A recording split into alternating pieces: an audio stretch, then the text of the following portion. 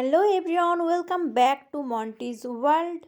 So বন্ধুরা, আজকের ভিডিওতে আমি তোমাদের সঙ্গে শেয়ার করব একটা নতুন ধরনের আটপৌরে শাড়ি স্টাইল। এটা স্পেশালি আমি পয়লা বৈশাখ উপলক্ষে তোমাদেরকে দেখাচ্ছি, বাট তোমরা অন্য কোনো সময় অন্য কোনো পুজোতেও এইভাবে পরতে পারো শাড়িটাকে। তার জন্যই আমি এখানে রেখেছি লাল পাড় সাদা শাড়ি, যেহেতু এটা পয়লা বৈশাখ স্পেশাল, আর এটা তোমরা অন্য কোনো পুজোতেও পরতে পারো। সো চলো ভিডিওটা স্টার্ট করে দিই। প্রথমেই শাড়িটাকে পুরোটা খুলে নিলাম, তারপর তোমরা দেখো আমি দেখিয়ে দিচ্ছি শেষের যে অংশটা যেটা আমরা গুঁজবো, সেটা কিন্তু যতটা পাড় আছে সেই পাড়টুকু নিয়ে আমরা গুঁজে নেব এবং পুরো মাজাতে কিন্তু শাড়িটাকে গুঁজে নিচ্ছি সমানভাবেই। তারপরে আমরা যতটা আঁচল নেব, আঁচলটাকে আমরা সিলেক্ট করে নিচ্ছি। এখানে একটু যেমন তেমন করে বাস আঁচলটাকে আমি নিলাম, নিয়ে আমি আঁচলটা একটু বড়ই রাখছি যেহেতু শাড়িটাকে আটপৌরে করে পরবো। তারপর তোমরা দেখো আমি খুব স্লোলি দেখিয়ে দিচ্ছি কুচিগুলোকে করা। প্রত্যেকটা কুচি খুব সমানভাবে করে নিচ্ছি। শাড়িটা অনেকটাই বড়, তো অনেকগুলো কুচি হয়েছে। এখন আমি কুচিগুলোকে খুব ভালোভাবে একদম একটার পর একটা সমান করে নেব।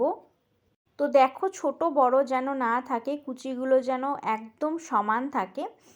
নিচের দিকে কুচিগুলোকে সমানভাবে ধরে নিচ্ছি। আসলে যেগুলো আমার কুচি সেইগুলোকে ধরে নিয়ে উপরে যেগুলো উঠে আছে সেইটাকে ভিতরে ভরে দিচ্ছি। এরকমভাবেই করলে কিন্তু কুচিগুলো খুব সমানভাবে হয়ে যায় এবং দেখতেও খুব সুন্দর লাগে।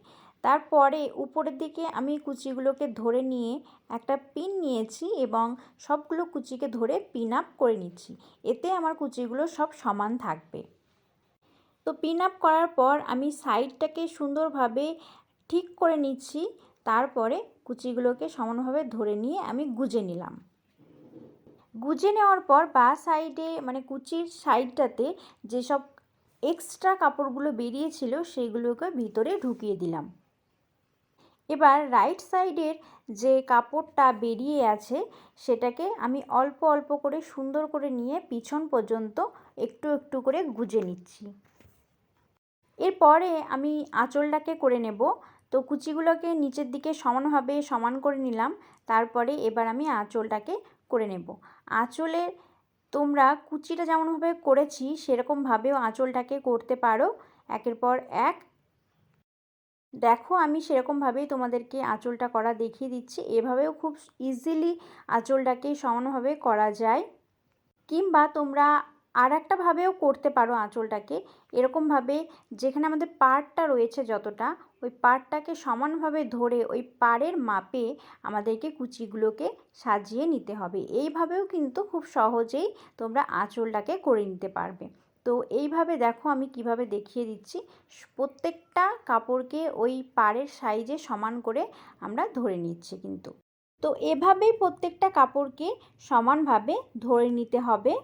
আর খেয়াল রাখতে হবে আঁচলের প্রত্যেকটা কুচি যেন সমান হয়। প্রত্যেকটা প্লেটকেই কিন্তু আমি খুব সমানভাবে ধরে নিয়েছি এবং আমি একটা সেফটি পিন নিয়েছি। সেফটি পিনটাকে আমি পিন আপ করে দিলাম। এতে করে আঁচলের প্লেটগুলো সমানভাবে থাকবে যতক্ষণ না আমি আঁচলের কাজটা শেষ করে নিচ্ছি। তো তারপর আমি আঁচলটাকে ধরে নিয়ে আমি সাইডে পিন আপ করে নিচ্ছি। তোমরা দেখো আমি একটা পিন নিয়েছি, তারপর আমি এখানে পিন আপ করে নিচ্ছি। তারপরে শাড়ির আঁচলের একদম লাস্ট অংশটাকে নিয়ে আঁচলের প্লেটের নিচে রেখে পিন আপ করে নিচ্ছি। এভাবেই কিন্তু আমাদের আঁচলের ডিজাইনটা হয়ে গেল। তোমরা খুব ভালোভাবে দেখো, তাহলে তোমরা বুঝতে পেরে যাবে।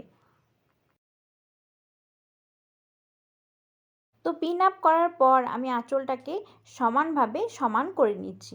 পিছনের যে আঁচলটা বেরিয়েছিল সেটা শাড়ির মধ্যে আমি ঢুকিয়ে নিয়েছি, তোমরা নিশ্চয়ই বুঝতে পারছো দেখে।